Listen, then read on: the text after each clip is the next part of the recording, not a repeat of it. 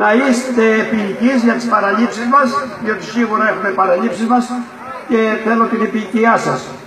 Όσους δεν προσφώνησαν, αδέρφια, φίλους, συγγενείς, αδέρφια εδώ κτλ. Να ξέρετε ότι εσείς αποτελείτε το ουσιαστικό περιεχόμενο, τη χαρά και την ομορφιά της εκδήλωσης. Τη θέση που κατέχετε στην καρδιά μου τη γνωρίζετε. Τα μέλη του Συλλόγου παρακαλούνται με την ευκαιρία εδώ της συνάντησής μας για τη συνδρομή τους και όποιος έχει τη διάθεση και πιστεύει ότι αξίζει να συνεχίσουμε αυτές τις εκδηλώσεις μπορεί να προσφέρει ό,τι έχει.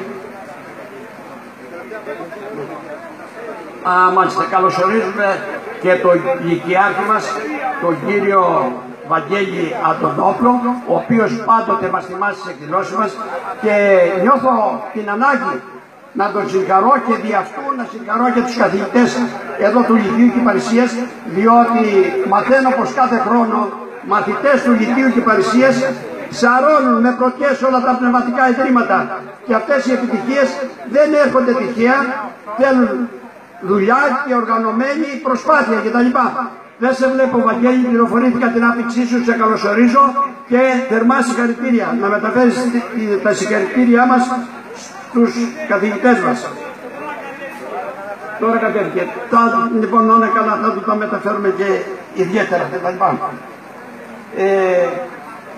Σφίγγω το χέρι όλων σας και σας εύχομαι καλή διασκέδαση. Όποιος θέλει να απευθύνει ένα χαιρετισμό, το μικρόφωνο είναι στη διάθεσή του και σίγουρα ξέχασα πολλούς, μην με παρεξηγείτε. Σας ευχαριστώ πολύ. Ο πρόεδρος εδώ του χωριού, ο κύριος Κολοσκόπης, παρακαλείται να έρθει να απευθύνει ένα χαιρετισμό, αλλά και όποιος άλλος επιθυμεί. Σας ευχαριστώ πολύ. Καλή διασκέδαση. Ναι, και με την ευκαιρία θα παρακαλέσω εμείς είμαστε εδώ για να βοηθήσουμε να περάσουμε όλοι καλά. Θα μας βοηθήσετε σημαντικά αφού συμπληρώσετε τα τραπέζια χωρίς να είναι κενά, για να μπορούμε έτσι καλύτερα να σερβίρουμε κλπ. Καλώς ήρθατε. Λοιπόν, ευχαριστώ και πάλι, καλή διασκέδαση, χρόνια πολλά.